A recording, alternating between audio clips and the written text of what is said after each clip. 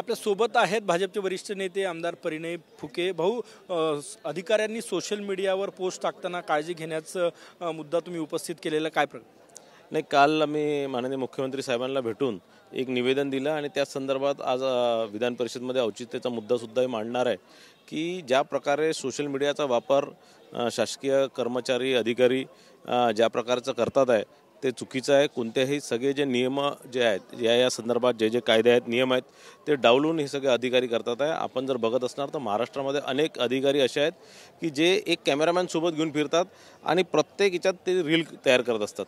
त्यांच्या प्रत्येक मीटिंग्सचे रील तयार होत असतात. त्यांच्या ऑफिसमध्ये ते चार्ज घेताना किंवा चार्ज सोडताना किंवा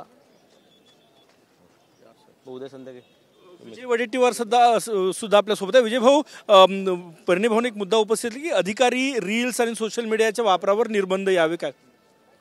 अधिकाऱ्यांनी जो सोशल मीडिया वापरतात, रील्स बनवतात त्याच्यावर निर्बंध नाही, नक्कीच आला पाहिजे. कार्यालयीन वेळेचा दुरुपयोग चालला आहे, सदुपयोग केला पाहिजे. रील्स कशासाठी? आणि अधिकाऱ्यांना खरं म्हणजे ऑफिसमध्ये गेल्यानंतर प्रशासनाने किंवा प्रशासकीय अधिकाऱ्यांनी ऑफिसमध्ये गेल्यानंतर त्या लोकांना अजिबात किंमत देत नाहीत, गरीब सामान्य माणसाला. अशा आता कालच माझ्याकडे एक मोठी तक्रार आली आणि यांना मोबाईलवर व्यस्त राहायला, सोशल मीडियावर राहायला, त्याच्यात वेळ घालवायला आणि मग लोकांची कामं कोण करतील? परिणयजी म्हणतात ते बरोबर आहे, याच्यावर निर्बंध यायलाच पाहिजे. आज तुम्ही औचित्याचा मुद्दा उपस्थित करणं? हो, निश्चितच आज या विषयावर औचित्याचा मुद्दा आपण घेणार आहे.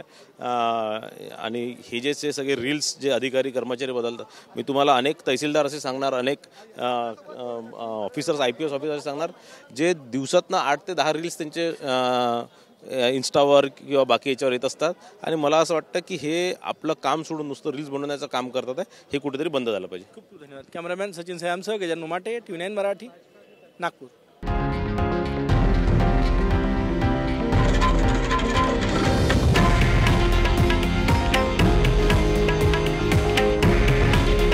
हे आहे देशातील नंबर 1 न्यूज नेटवर्क आणि आपण पाहत आहात TV9 मराठी. काळजी तुमची, हित महाराष्ट्राचं.